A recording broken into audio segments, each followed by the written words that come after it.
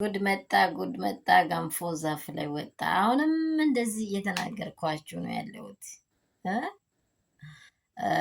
እሱ ምንድን ነው ካላችሁ ዛፍ ነው። ሙዝን ስታዩ ማለት ነው። ሙዝ ዛፍ ነው አይደለ? ላይ ሆኖ ግን ምን ይሆናል? ይበስላል፣ ያፈራል፣ ይበስላል። ከዛ በቃ እንደ ሙቀ ሆኖ በቃ ቀይ ሆኖ ይበላል። ገንፎ ይመስላል ማለት ነው ውስጡ። ተረቱ ሙዝ ነው። እኔ እንደዚህ ልል የፈለኩት ለምንድን ነው ሄርሜላ እንደ ሙዝ ውሃ የሆነች ደግሞ አሁን ምሳሌ እያመጣች ነው።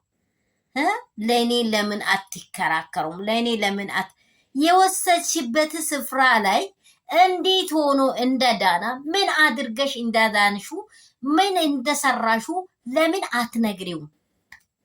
ለምን አትነግሪውም? ሄርሜላ ለምን አትነግሪውም? ለአብርሃም አንቺንም ወደደ ሩታንም ወደደ አልወደደ ሁኔታውን ለምን አታውጭም? አንቺ ቡዜ ዳኒ ለምን አታውጡ?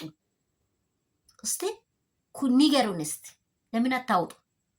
አብርሽማ እናንተ ምክንያት ታመማ። ሩታ ቤት ተኝቶ ታውቂያለሽ? ሩታ ቤት ተኝቶ ታውቂያለሽ ወይ? ሩታ ቤት ተኝቶ ታውቂያለሽ? እስቲ ንገሪ። በሌሊት 12 ሰዓት መታሽ ምንሽን እንደረጫሹ አይታወቅም። መንገድ ላይ ያዝሹ። ልጁ ፔንት ነቅሎ ወደቃ። ከዛ በኋላ እንዲህ አልሽ። ምን አደረገች ሩታ? አሁን ሩታ ምን ሰራችልሽ? አንደኛ ሩታን አልጠየቅሽም፣ አውቀዋለሁ።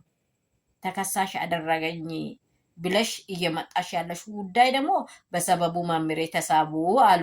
እነርሱ ደግሞ በስነ ስርዓት ከአንቺ ጋር የሚኖሩ አይደሉም እንዴ?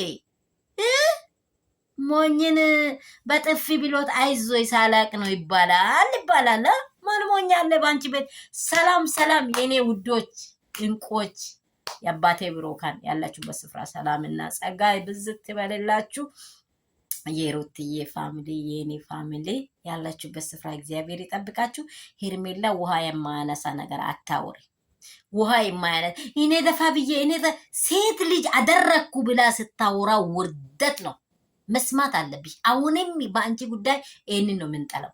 እኔ እንዲሆኝ አምላክ ካደረግሹ ራስሽን አምላክ ካደረግሹ ካዳንሹ ከምን በሽታ ነው ሄዳ ነው ንገሪ። አንቺም ላብራ በአጭር መልስ ካዳንሹ ከምን በሽታ ነው ሄዳ ነው? ቤተሰቡማ አብሮሽ ከአንቺ ጋር ስለ እኔ ማያወሩት።